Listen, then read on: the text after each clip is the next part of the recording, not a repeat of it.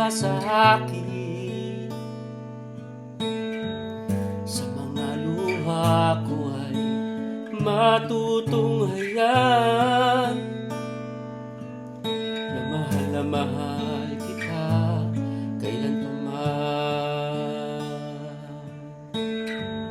Kung ikaw naman ang tatanungin,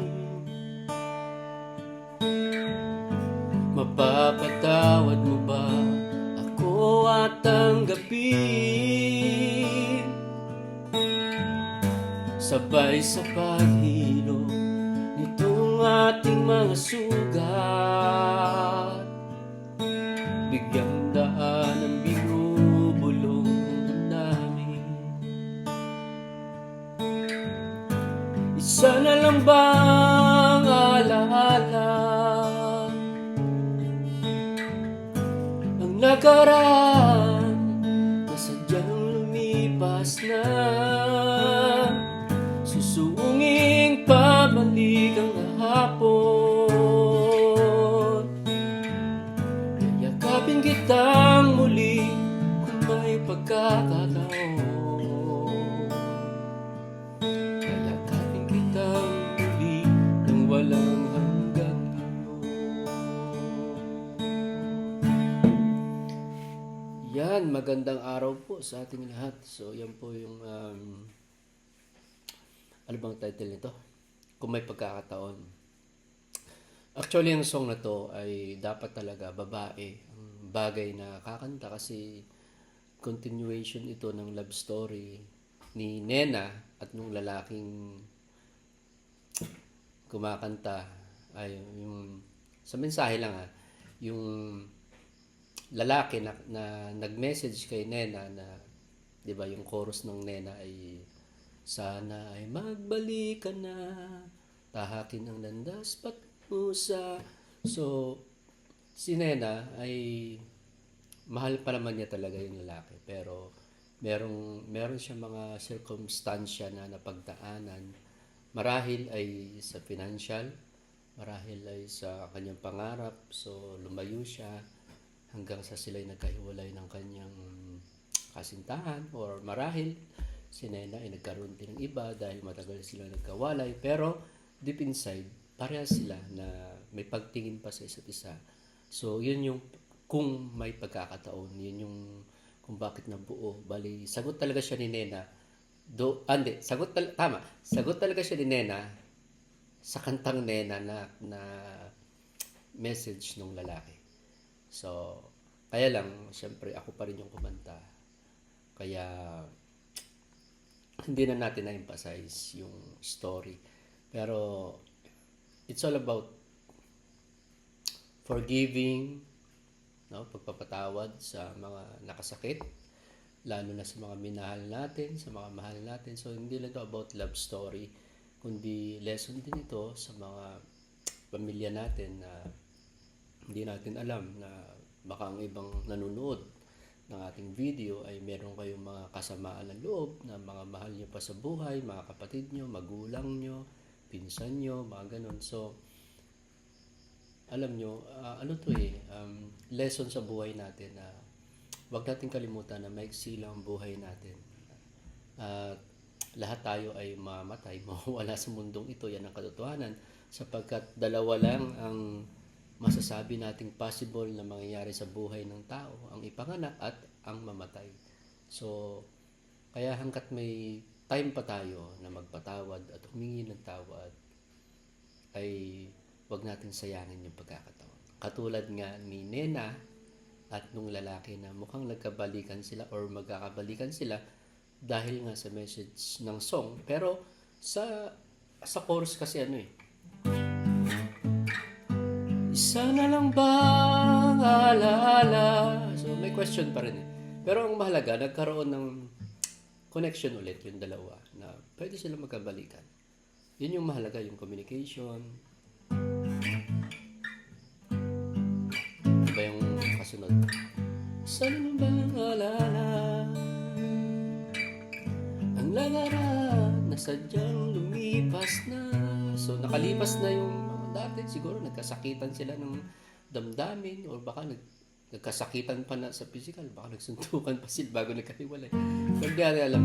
Pero ano yun, pare-pares lang naman tayo ng mga pinagdadaanan. So maraming kwento na gano'n. Parehas lang. Okay. Parang nilimot na. Itong ano ito yung very kumbaga sana masakit yung susuunging pabalik ang kahapon. Alam mo yung susuunging pabalik ang kahapon. Pag sinabing susuungin, mahirap eh. Marami kang isasalang-alang, no? Marami kang masasagasaan. Yung pride mo, ibababa mo, yung hindi mo alam yung sitwasyon ng babalikan mo. Hindi siya madali. Susuungin. Pag sinabing susuungin, matinding effort yun. Para kang sumusuong sa baha. Pabalik, ano? Lumalaban ka sa currency ng tubig. So, mahirap. Kaya, alam niyo yung nire-record ko to. Napaka-OA ko kasi ano talaga, parang papaiyak ng talaga ako nung kinakanta ko to. Kasi na-imagine ko talaga. Na-imagine ko talaga yung story na kunwari totoo. So, ewan ko lang. Baka OA lang ako. Susuungin pabalik ang kahapon. To, yayakapin kitang muli kung may pagkakataon. So, hindi pa siya sure kung magkakabalikan talaga sila. Kung may pagkakataon lang. Yayakapin kitang muli nang walang hanggan ngayon. So, yung last word ng chorus, gustong gusto ko yun. Yung yayakapin na kita ng walang hanggan ngayon. Meron siyang pagsisisi at gusto niyang tawag doon, pagbayaran yung kamalian na ginawa niya. Siguro sinaktan niya talaga yung lalaki. Nasaktan niya talaga. So, parang nangangako na siya na ngayon, hindi na kita bibitawan. Habang buhay na kitang yayakapin. So, ang galing kasi yun eh. Kahit ako yung sumulat, pero ang laki ng epekto sa akin ng kanta. So, very, very powerful para sa akin. At sabi ko nga, hindi lang ito about love story. Pwede nating i-apply ito, no? Sa mga magkakaibigan na nagkahiwalay. So, pwede tayong mag-reunite. Yung mga nagkasamaan talaga ng loob na bakit di natin suungin yung panahon pabalik. Ibig sabihin, balikan natin yung mga tao na hindi na natin nakakasama.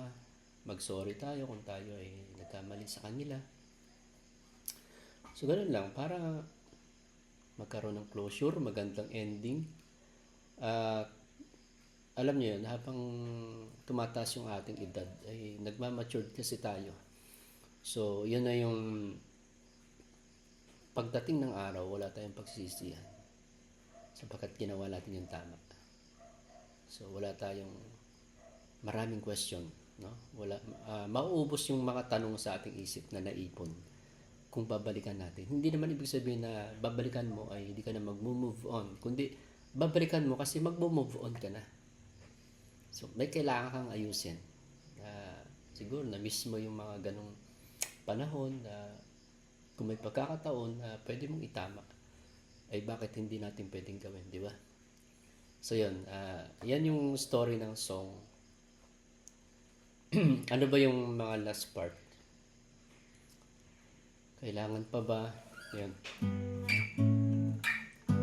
Kailangan pa ba ng mga tanong? Kung mahal pa rin kita, ating ibinubulong. Nalilitong mga damdamin ay bigyan ng liwanag. Tadhana na ang siyang magpapaliwanag. Sa tingin ko sa part na yun, nakachamba ako. Nakaganda na ako sa line na yun talaga. So, ewan ko lang kung nagustuhan nyo, pero para sa akin, yung song na to, kaya na-excite akong i-record at i-post. may epekto siya sa akin emotionally. At sabi ko nga, magandang lesson to yung kantang ito. Kailangan marinig ito ng mga tao at kailangan ko rin ipaliwanag. Kaya nga, nag-video ako ngayon para iparating yung message ng song. So, tandaan natin na tayong lahat ay nagkasala, tayong lahat ay nagkamali. Ngunit merong umibig sa atin kahit hindi tayo kaibig-ibig. Walang iba kundi ang ating Panginoong Hesus, di ba? So, binigay niya ang kanyang buhay. Actually, ang unang nagmahal talaga yung Ama. Ama sa langit. For God so loved the world that He gave His only begotten Son. So, mahirap na ibigay mo yung sariling buhay ng iyong anak para sa ikaliligtas sa mga taong hindi naman kaibig-ibig. So, pinatawad tayo ng Diyos, pinatawad tayo ng Panginoon.